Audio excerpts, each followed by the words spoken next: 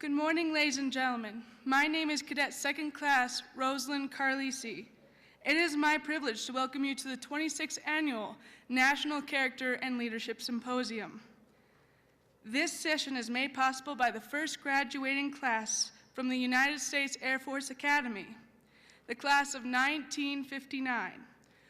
Will the members of the class of 1959 please stand and be acknowledged for your key role in paving the way for the following generations.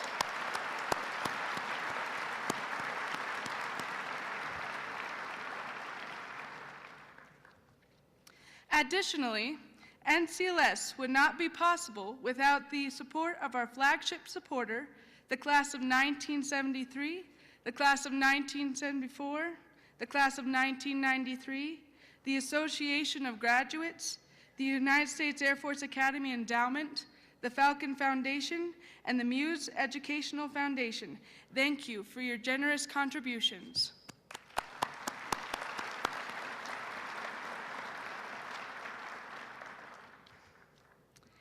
Ladies and gentlemen, after this short video, please welcome the 18th Chief Master Sergeant of the United States Air Force, Kaleth O. Wright.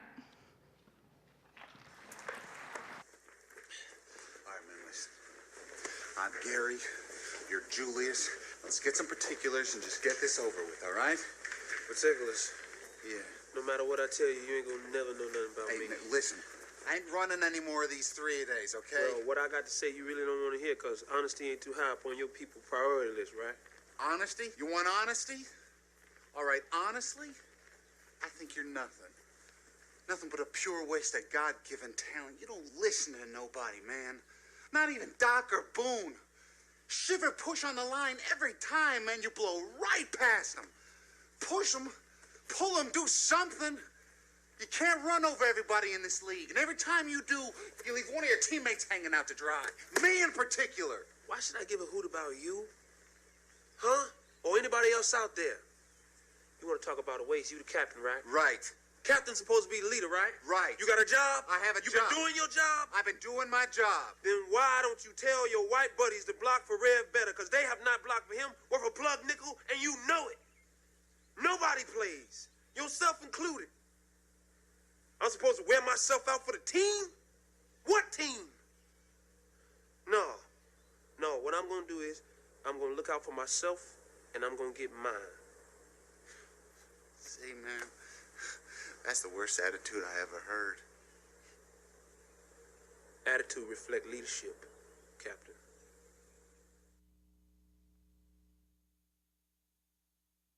Morning.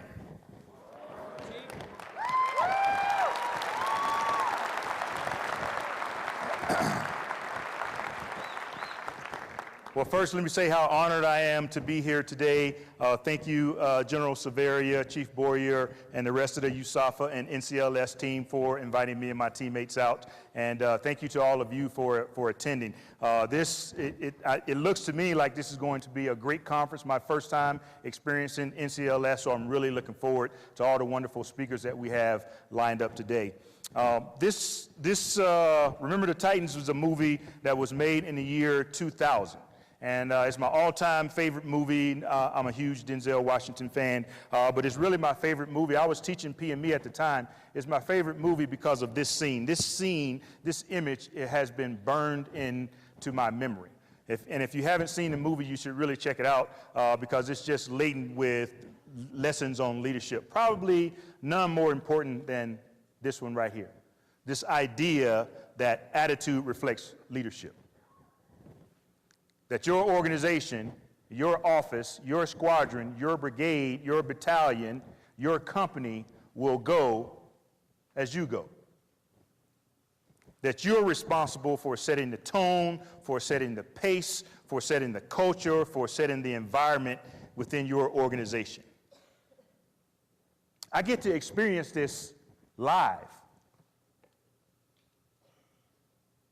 I travel about 300 days a year. Anywhere we remotely might have airmen, I try to get out and see them. So I get to go to a lot of organizations. And normally when I enter into an organization, the first touch point is with the commander, the first sergeant, the chief, the organization's leadership. And it goes one of two ways. Chief, let me tell you how bad it is here. Let me tell you how hard it is. Let me tell you how challenging things are.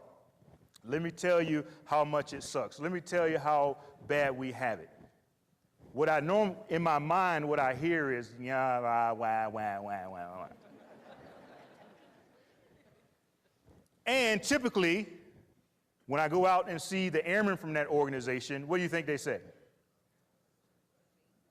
Wah, Chief, let me tell you how. The second way that it goes is something like this. You know, Chief, it's tough out here. We're at a GSU, we're isolated, but let me tell you about some of the things that we're doing to make life better for all of our airmen. Let me tell you how we're working with our partners to get around some of these challenges or so on and so forth. And let me tell you about the great airmen that we have in this organization. And what do you think happens when I go out on the base and visit those airmen? Yeah, same thing. Chief, it's tough out here, but let me tell you about some of the wonderful things that we're doing. So I'm telling you, this is an extremely important concept that I think we all should take heed to, that your attitude is a reflection, the people's and your organization's attitude is a direct reflection of your leadership. I'd like to take just a minute to tell you about me. And I typically don't like talking about myself during these types of presentations, but the reason that I want to talk about my journey is because many times we see chiefs, chief master sergeants of the Air Force, generals, senior leaders from whatever capacity, and we think, wow, this guy or girl must have been really smart. They must have had a great career. I'll never be able to be in their shoes or do what they did because of whatever the circumstances. Well, I like to tell you how I got from this picture on the left to the picture on the right. I thought it was interesting. In the picture on the left, on my left, you're this one in the blues. There's a first sergeant in the background. You can kind of barely see him, but he has a look on his face like, yeah, I don't think this guy's going to amount to much. And he had good reason to believe that at the time, because when I was a young airman, I tell you, I was a menace to society. I like to drink, I like to fight, I like to show up to work late, and I don't mean a few minutes late, I mean a couple of hours late. I like to whine, I like to complain, I like to do all the things except what I was supposed to be doing as a young airman. But I had a great mentor whose attitude and whose example helped me get to where I am today. And so I can't speak enough about the importance of great leaders with great attitudes and the importance that they can have on changing your career around. Now, I think it's also important because, again, even after I got to a point where I said, okay, let me do a 180 and get my life together, I stopped receiving letters of reprimand, letters of admonishment, letters of counseling, and all the other forms of paperwork that I typically got. I started coming to work on time and doing some of the other things. Even after that, I didn't have a stellar career. I still have some bumps in the road. So don't ever think that you can't reach and become the leader that you aspire to be just because you've had a few bumps in the road. It happens to most of us. I saw a lot of chiefs on my way into the auditorium this morning. And one thing I can tell you about most of the chiefs in our Air Force, because I get an opportunity to evaluate many of them and their records, is many of them have Article 15s and many of them have the same stack of paperwork that I got, and they still made it to where they are today. So don't ever think that you can't be a great leader in our Air Force because you make just a few mistakes. I'd also like to share really quickly my leadership philosophy. So it took me a while, so many years from the time that I was a young staff sergeant in the early 1990s until today, I'm always refining how I approach leadership, how I go about leading others. Very simple philosophy for me. First and foremost, man, I set high standards. If you don't work for me, you want to be around me, you have to excel. The way you look, the way you dress, the way you speak, the way we deal with customers, the way we deal with our joint partners and what have you. I always make the standards up here, very high. You don't get a free pass. And then I worked really hard in all of these leadership courses and all of this experience and all of the things that I've learned over the years to motivate, to encourage, to inspire. Sometimes I have to kick and fight and punch and choke to get people to rise up to these standards. Because not everybody wants to. Not everybody wants to be great every single day. But I think I owe it to them as a leader to get them moving in that right direction. That's the most difficult and most challenging part because it doesn't happen overnight. But the most important component of my leadership philosophy is, man, I have to lead by example. And I heard General Wilson mention that this morning. I don't get to say, hey, standards are high, I need you guys to be here at work at 7 o'clock, but I have a lot of meetings and have to drink a lot of coffee, and you guys don't understand what it means to be the Chief Master Sergeant in the Air Force, so I'll be here around 10. No. I want you to excel in fitness and all these other things, but hey, you don't understand, I'm so busy, I travel a lot, so I'm just gonna do just enough to get by. Absolutely not.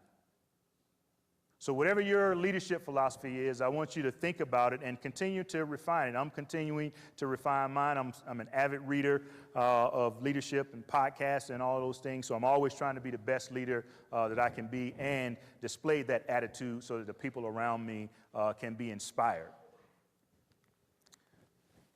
Now, when it comes to leadership, most of us, we focus on all the people around us, the bad boss that we have, the bad people that work for us, the environment and the situation and all these other things.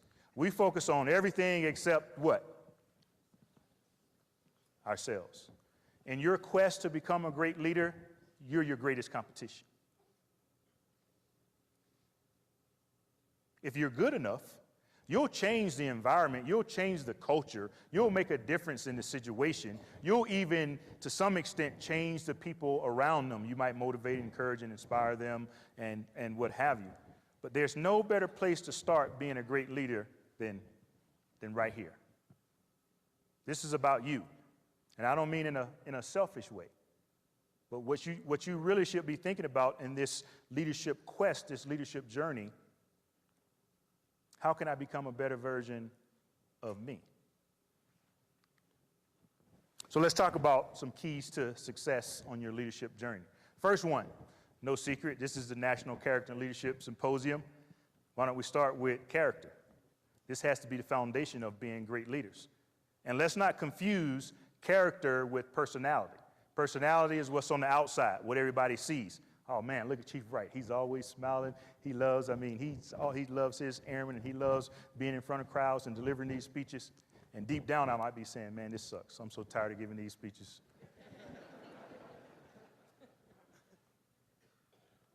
Character is what's on the inside. Who are you? What do you stand for? What's your personal ethos? What values do you display? Where do you stand? Integrity, service, excellence, honesty, trustworthiness. I tell you, if you want to be a successful leader, it has to begin there. We lose a lot of leaders. We just lost one yesterday. Colonels, chiefs, general officers, airmen, and everything in between. But I want to focus on our senior leaders. And you know how many of them we lose because of incompetence? Because they don't know enough? Because they're not trained well enough? Zero. Zilch. None. You know how many we lose because of character flaws and character issues? Almost all of them.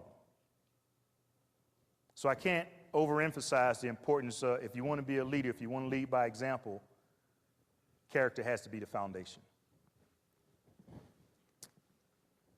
Then you got to have a great attitude. Who wants to follow somebody with a bad attitude? Yeah, life sucks.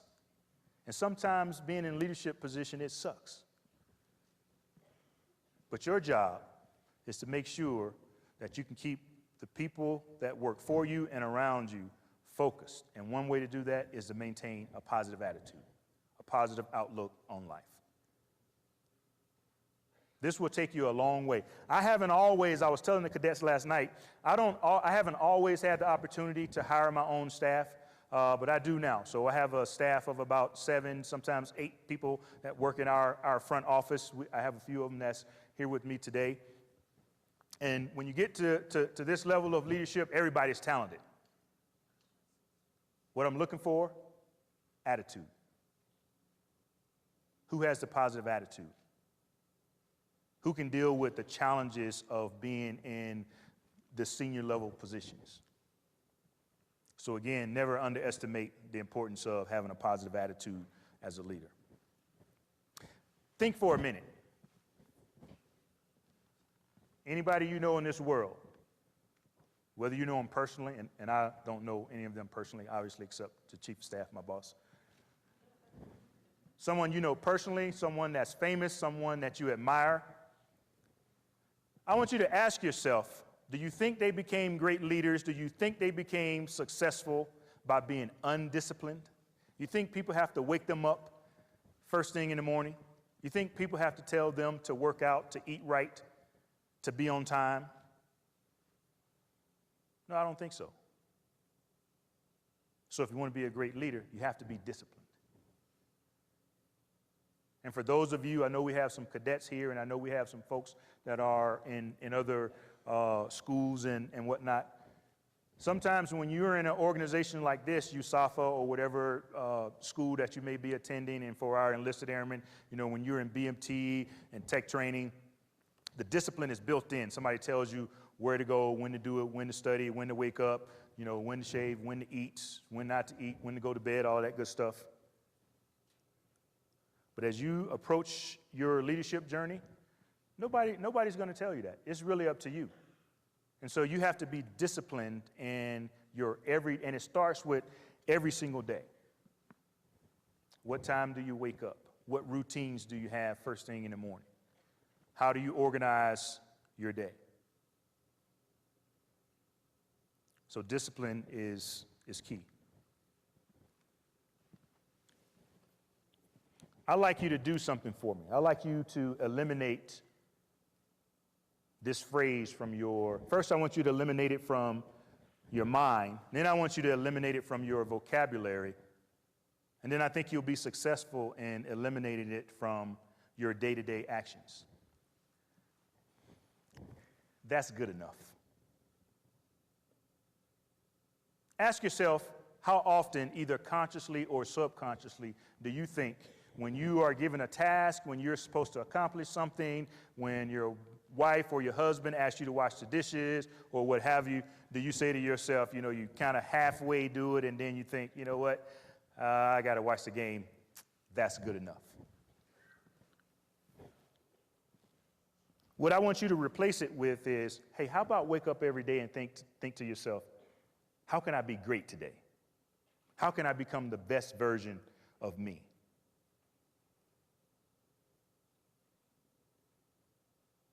Aristotle said, excellence is not a singular act, but it is a habit. We are what we do repeatedly.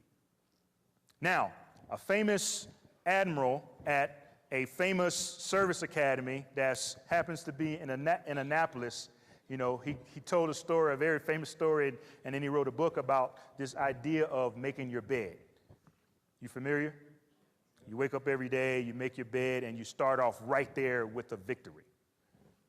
Well, I happen to wake up at 5 o'clock. My wife wakes up a little bit later than me, so I don't get to make my bed and have that victory. I've tried. I tried to make it up with her in it, and it just didn't work out.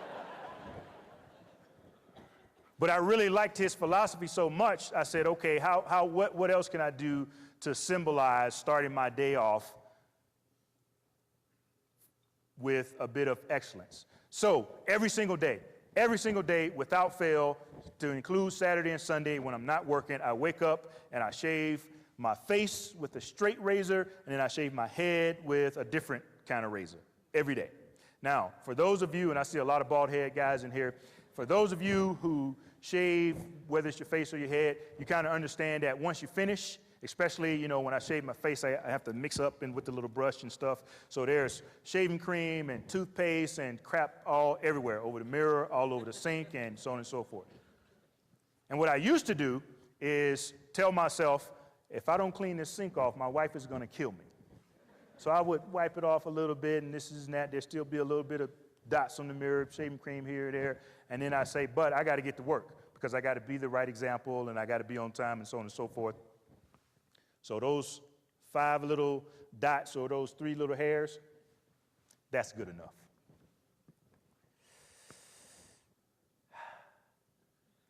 No, it's not.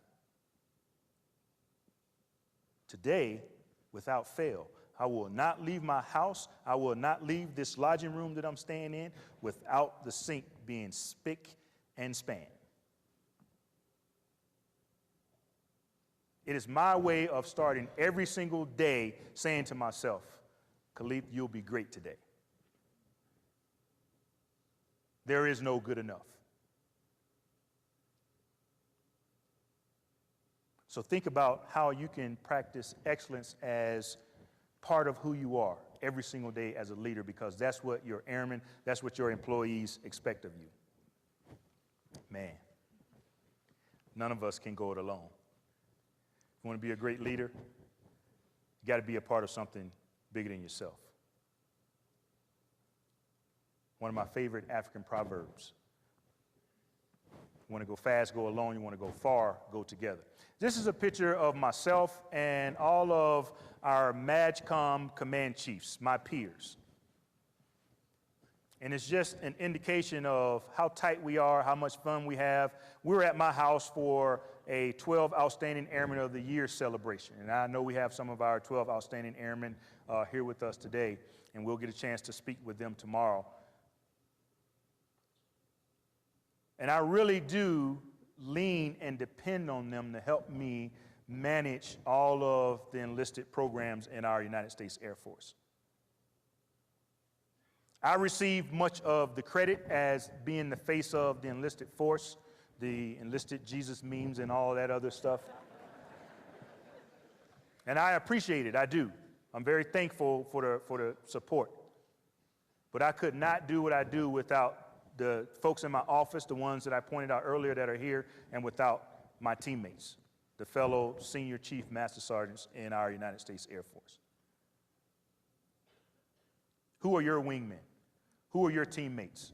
Who helps you get it done?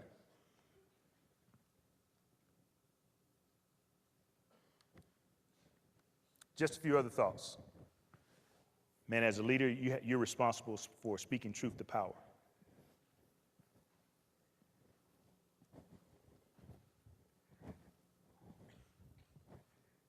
You won't always agree with your boss. You won't always agree with the direction. You won't always agree with the direction that your organization might be going. And there are times when you have a responsibility as a leader to speak up. But I want you to take this responsibility very seriously and be very careful with how you do this. This is not a free ticket to say whatever you want whenever you want. This is not a ticket to every time you disagree to say, well, wait a minute, boss, I don't think we need to do this. In this life, we all get 2 butts. And I learned this from a great leader who was a mentor and supervisor of mine, Alex Perry. You get 2 butts. Well, hey, Chief, you know, I think we need to roll out and do this. But, sir, I think if we do that, the airmen are not going to be happy, and it's going to have an adverse impact on morale. Now, I have one more but, sir, before I have to salute smartly and move out. And so I need to make sure that before I continue to push back, I really understand, hey, what are the consequences? What am I fighting for? Is this worth falling on the sword for? And it very well may be. But you quickly start to lose credibility when you fall on the sword for every single thing. So be careful how you approach this speaking truth to power. Man, probably one of the more important aspects of leadership. Most successful people, most great leaders have a very high level of emotional intelligence.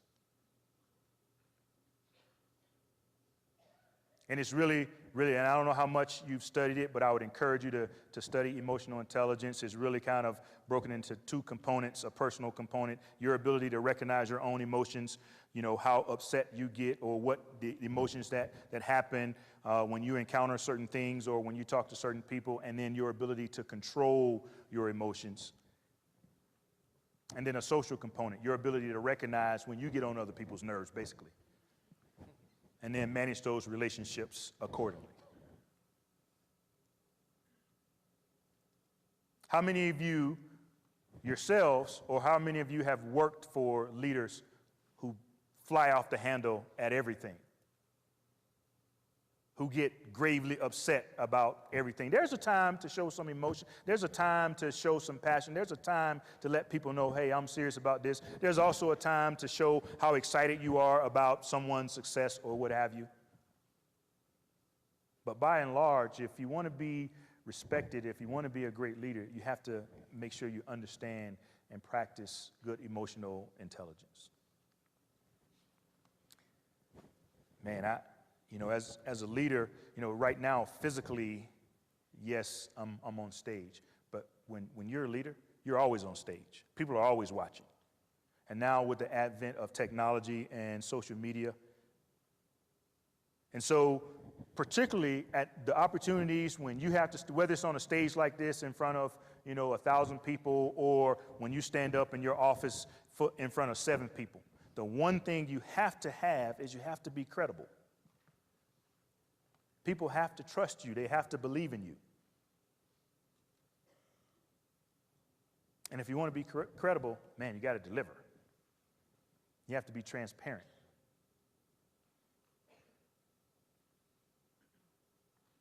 When you have a credibility gap, it'll show. And your ability to motivate, encourage, and inspire airmen, it will continue to be diminished. Some people believe that once you lose your credibility, you can't get it back. I don't necessarily subscribe to that. I think that there are times when you lose your credibility for whatever reason. I think if you continue to do these things, make the tough calls, be consistent, lead by example, be transparent, you can reestablish your credibility as a leader.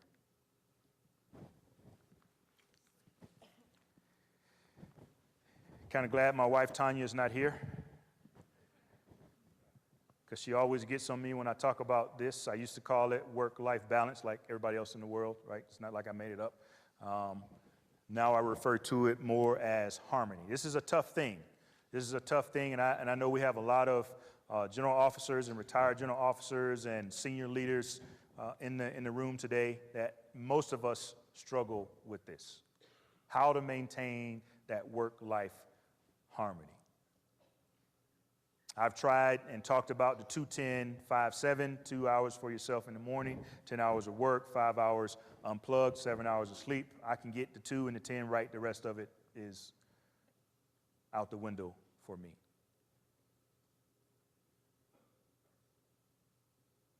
I don't think I can ever, and I don't think most leaders would agree that when you talk about work-life balance, you kind of have this picture of the scales, that, hey, I'll get as much time at home with my family as I will at work. And typically it doesn't work that way.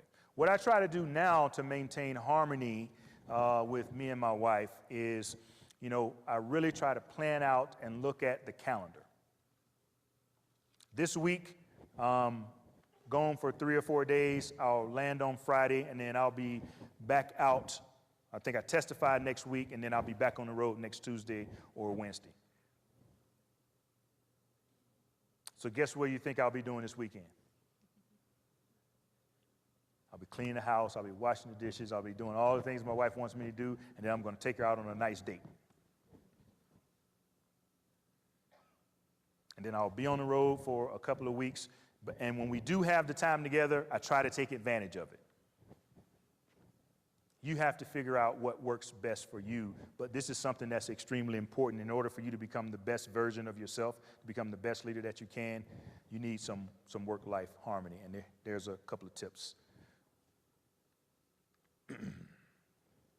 What about this whole social media thing as a leader? Should you not? Should you use social media? I decided to use social media as a means of communicating with all of the airmen across the Air Force. And we've had, I would say, some pretty good success. Getting the word out for various changes. When we had not the first government shutdown, but the government shutdown, I think it was around last August or so, my team and I were full up on social media, trying to answer as many questions as we can. This is a place where I get to highlight many of our airmen and the things that we're doing, and just an overall way of communicating. The only advice that I will give to you as a leader when it comes to social media is you got to be in or out, right? So this is not like, so I have a professional Facebook page and Instagram, and then I have a personal Facebook page. On my personal Facebook page, I can post whenever I feel like it. So sometimes I might post something today. I might go 3 or 4 weeks before you see another cigar or glass of scotch or whatever I might be doing round of golf. But if you're going to use this as a means to communicate with your team, you got to be in, and you got to have relevant content. And frankly, unless you're a public affairs professional or someone that's really good with this, you got to have somebody on your team that can do this and help you, that can do this for you or help you with this type of stuff. But I tell you, it is an incredible way to communicate with the folks that you serve. And again, it's worked well for me. I tell you what, if you don't remember anything we talk about today, I want you to remember this. Being a leader is hard, it's demanding, it's time consuming. Most of you spend your entire adult lives taking care of your airmen, your soldiers, your sailors, your Marines, your employees, your teammates, your bosses. All of your efforts and all of your focus is on other people, because that's what is demanded of us as leaders. And we spend very little time taking care of us because we think it's selfish. I never paid attention to, and please don't be offended if you're here and you're a flight attendant, but I never paid attention to flight attendants as much as I've been on airplanes in my entire life. When I sit down on an airplane, I put my headphones on, or I pretend like I'm getting ready to read a book or whatever it is that I'm going to do before I fall asleep, normally before we take off. But recently, I started paying attention. And after the flight attendant shows me how to put my seatbelt on and actually how to take it off, very good information, he or she says, hey, if this cabin loses pressure, a mask will drop down and you must do what? Put your mask on first. Why does she say that? He or she says that because exactly right. If you don't take care of yourself, you won't be able to take care of your son, your daughter, your wife, your husband, your neighbor, or whoever that's sitting next to you. And I would say the same thing for all of you as leaders. If you don't take care of you, how are you going to take care of them? If you don't make sure that you're physically, mentally, spiritually fit, that you have a strong social circle, how are you going to take care of everybody else? I spent the first year in this job traveling around the United States Air Force. General Wilson and I did a huge trip to the AOR and visited our folks. I think I did about 285 days. And the whole time I was saying to myself, I was making these excuses. Well, I'm kind of busy. I'm traveling a lot. I don't really have time to go to the gym. I would eat right, but all we got here is these donuts and all this other stuff, so I'll just eat that, no problem. Now, I haven't been sick. I'm a G, I don't get sick. I haven't been sick since like 1971. I was born in 1970. I don't get sick. Until last year. Man, I just hit a wall. because I wasn't putting my mask on first. I wasn't taking care of me. Had to take 2 days off of work, laid up. And it was at that point that I decided, you know, I'm going to make time to go to the gym every day. My wife and I, we swung the pendulum all the way, and we went and we became vegans for 2 weeks.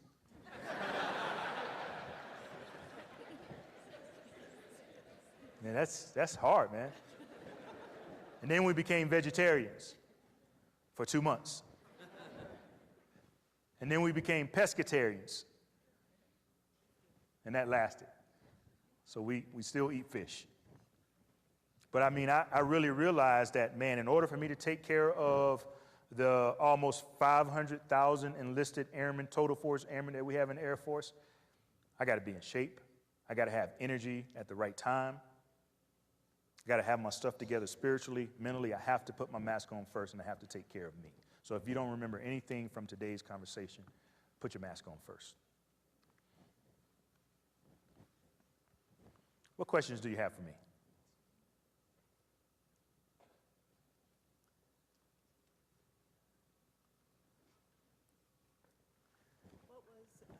What inspired you to change from that young airman who was kind of screwing up to become the leader? So she asked, what inspired me to change from the young airman who was screwing up? This is exactly what she said. When I was a senior airman, so I had a little bit more than 3 years in the United States Air Force, my mentor, Joe Wimbush, he gave me a piece of paper and he said, hey, I need you to go over and join the base honor guard. I gave him the paper back and said, not my style, not into the military like that, I'll pass. He gave it back to me along with some choice words that I dare not use here at USAFA. And so anyway, I joined the base honor guard, and I thought to myself, man, this is pretty nice. So I'm doing all these ceremonies, and more importantly, I'm doing a lot of funerals. I was stationed at Pope Air Force Base in North Carolina, and so we had an area of North Carolina, South Carolina, Virginia we were responsible for doing these funerals. So I finally got to work my way up to be the person who presented the flag to the next of kin. And I was presenting a flag to this lady, didn't know her from Adam. I was just there to make sure that, you know, the shots went off at the 21 gun salute and the flag was folded, no red showing, all that good stuff. Well, I knelt down, I made this statement on behalf of the President of the United States, this grateful nation. We present you this flag on behalf of your spouse's honorable service, so on and so forth. And she had tears in her eyes. And I could see how much she appreciated, you know, what we were doing. It was a spring in North Carolina. There was pollen, and my eyes started watering. And I said to myself, at that very moment, Kaleth, you have to get your act together. You have to take your career more serious. And that started the 180. I had a lot more bumps along the way, but that was the moment I decided, you know what, I'm going to be somebody. I didn't think it would be this, but that was the beginning of my turnaround. If you had one key to staying dedicated, what would it be? One key to staying dedicated is, man, find your purpose. Figure out why you wake up every day. Figure out, you know, why you're on this earth. My favorite book is The Alchemist by author Paulo Coelho. And he says that once you discover it, he refers to it as personal legend, loosely means your purpose in life. The entire universe conspires to help you achieve it. And so what keeps me committed and dedicated is I understand my purpose, that I'm here to help others, to inspire others, to help others discover their purpose and help put them on a path to be successful. So if you can figure out why you're here, you can stay committed to it. Thank you. So Chief Wright, Cadet Martis, 159th Cadet Wing, University of Central Florida. You said when we make these changes, how do we continue to evaluate ourselves and our team, and how do we know that these are the right changes that we've made to benefit ourselves in the long run?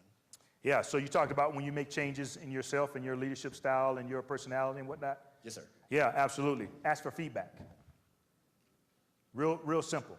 Ask for feedback and keep your mouth closed when you're receiving it. Because most time, you know, we as leaders, we say, hey, give me some feedback. How am I doing? Well, you know, you always cut me off. Well, that's because, you know, we don't have that. Right? And then we start making up every excuse for why we da-da-da-da. I think you should just say, hey, I'm on a quest to become a better leader. And I'm trying, I heard these things that Chief Wright and all these other great speakers talked about at this conference that I went to, and I'm trying to be better. And so over the next couple of weeks, if you don't mind, if you could take some notes and give me some feedback on how well I'm doing. And when they give you feedback, good, bad, indifferent, just say this: thank you. Work on the things that you agree with, that you think you need to work on, and continue to get better at. The ones you don't agree with, no harm, no foul. Let it wash off your back. But I would just ask for feedback, and that your folks will let you know whether you're doing good or not. Thank you, Chief. Morning, sir. C1C Monica Mama, Squadron 27. Thank you for coming and sharing everything with us today. I truly believe that when it comes to discipline as a fighter and former boxer here at the Air Force Academy, that truly when you do step in the ring, there's no such thing as good enough unless you want to get knocked out. And I really think that pertains to taking care of our airmen, like you've mentioned, and staying disciplined. And so my question for you is very simple, and it pertains to this brown book here. And I was just wondering if you could sign it for me. Absolutely. Yes, ma'am. Yeah.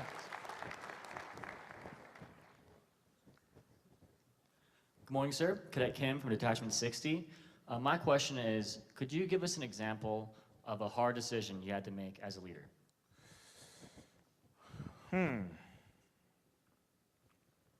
Of the many hard decisions, let me see, what's a good one? My very first airman that I supervised, I was a young staff sergeant, and he had some normal problems, much like the problems that I had. Nothing really too bad. And then he made a really big mistake. He got a DUI. Now, deep down, I knew he was a great airman. And oh, by the way, he had my last name too, right? Very first airman right off the bat with my last name, everybody associated with me. And I knew he was a great airman deep down inside. But he made this, what I would consider a pretty huge mistake. He was really, really drunk and really could have killed someone. And my first sergeant and the commander, we sat down to try to determine, hey, what should we do with this guy? Should we let him stay in the Air Force? Should we separate him? You know, how should this work? And it was a really tough decision for me because I felt like with a little more time, I could work on him. I can get him to where he needed to be. But deep down, I thought, you know, I don't think he's going to change. And so I made the decision, along with the first sergeant and commander, because they depended on me to help them make this decision, to separate him from the Air Force. So kind of right off the bat, I started off as a failure in my mind as a leader. But that was a really tough decision that I had to help my commander make. Thank you, sir. Yeah. I'm listening. Good morning, Chief. Airman First Class Wenzel. My question is, how did you find the motivation to consistently be resilient even through all the hardships that you faced? Yeah.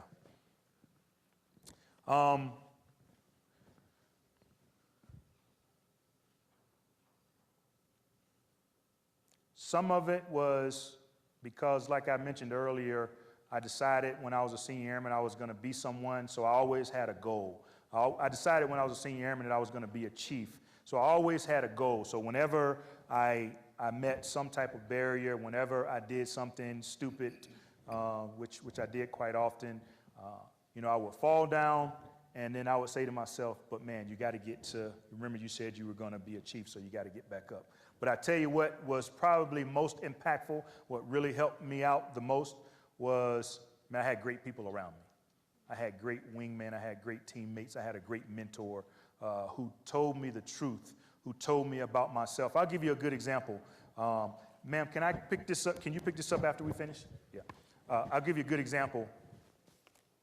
When I was a senior master sergeant, I worked for this chief, and I didn't like her. And so I cursed her out, right? So I was a senior master sergeant, she was chief master sergeant. She was trying to give me some advice and guidance and mentorship and all that type of stuff. And well, it wasn't polite, but I basically said to her, you know what? I reject this counseling. Don't want it, don't need it, and get the blah, blah, blah, blah. And so I got a bad EPR and all this other stuff, got in some trouble. And so I was kind of down in the dumps because at this point I thought my career was over. But a senior airman, his name is Damon Stokes, walked into my office and he said, hey, Sarge, can I tell you something? I think you're a hypocrite.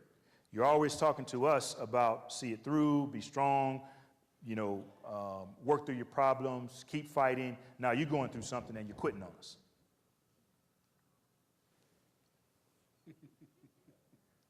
So I said, hey man, get the hell out of my office.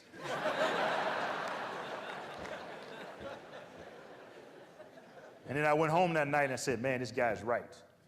And had it not been for him, I think I would have just quit. I mean, so that was a pretty defining moment. So help resilience for me earlier in my career was really having great people around me to help me work through the tough times.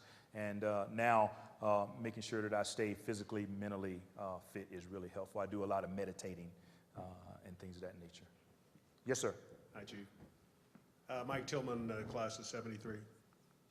Let's hear it, guys. Hey, I really appreciate your comments about it's good advice, the two butts. Right. Not where I thought you were going, but anyway. You're in a position now where you probably get some, hey, Chief, that's a great idea, but probably from those guys that were lying on your couch and other people. Can you give maybe some ideas of how you handle that when that comes to you? And is there maybe an example of a time it actually changed your mind and you thought you had a great idea and it turned out to not be so great? Yes, sir. So with them, one, I really see us as a team, and of all of the changes and all of the things that we try to do, I try not to be emotionally tied to any of them. We just recently changed how we promote our senior non-commissioned officers. So since 1972, senior non-commissioned officers have been taking what we call a WAPS test, a weighted airman promotion system, and I felt like it was time to change. Many of those guys on the couch and the guys and girls on the couch, they didn't think it was the best idea.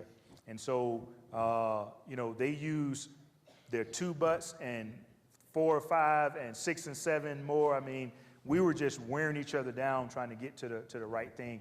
And the entire time I tried to keep the emotion out of it and say, hey, what's best for our senior non-commissioned officers in the United States Air Force? And then we've ultimately finally got to the right decision. Something I actually learned from Jeff Bezos when he came to speak to us. Hey, let's just disagree and commit. So we still have varying thoughts about whether it's the right decision or not.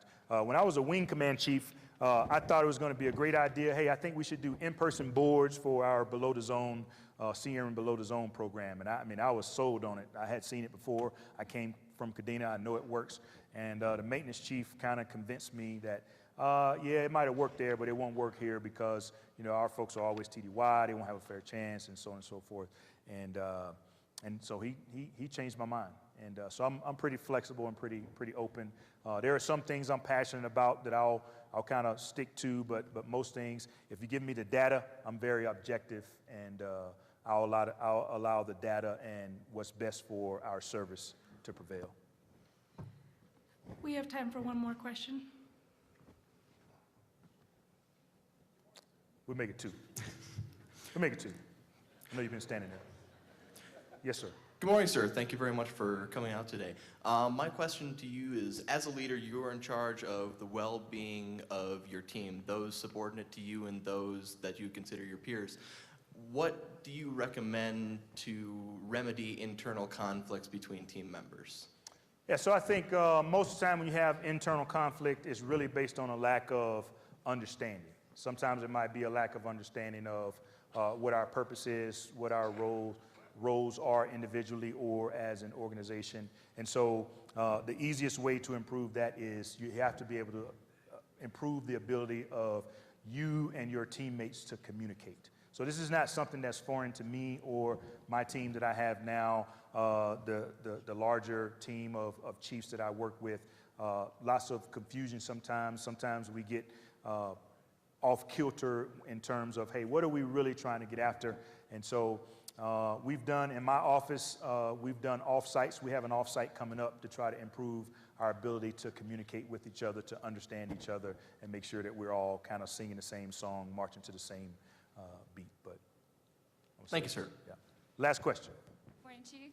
Cadet Second Class Mahi Lyons, Cadet Squadron 37. So my question is actually going to piggyback off that. Oftentimes here at the Academy and then as well as in the Air Force, we're racked and stacked against each other, like we're pitted against each other for promotions or for AFSCs. So my question is regarding like, how do you build that team and how did you get like your team to be so cohesive? Yeah, so, you know, I think healthy competition, right? And if you watch the movie play out, Remember the Titans, you'll kind of see how healthy competition actually drives the performance of the entire organization up. And that's what we attempt to do in our United States Air Force.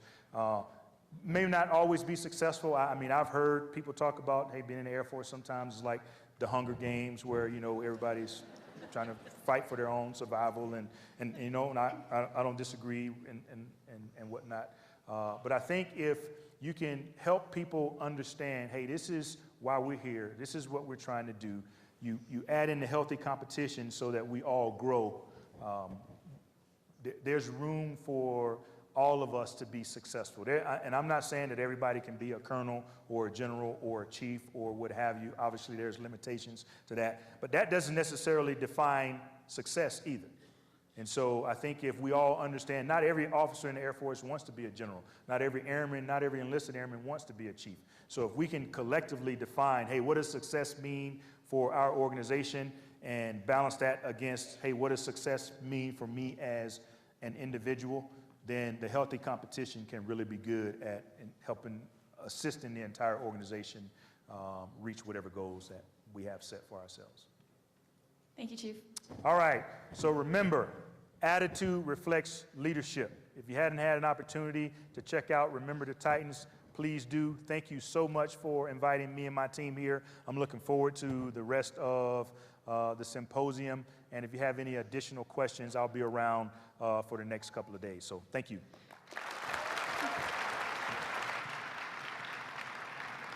Chief Wright, thank you again. On behalf of our 2019 NCLS participants, the Cadet Wing, and the faculty and staff of the United States Air Force Academy, we would like to present you with a small token of appreciation.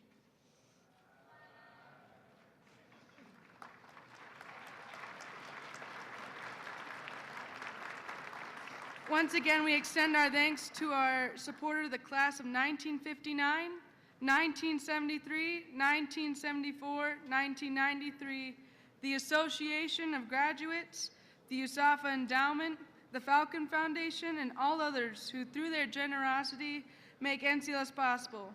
This concludes this session, and have a great day.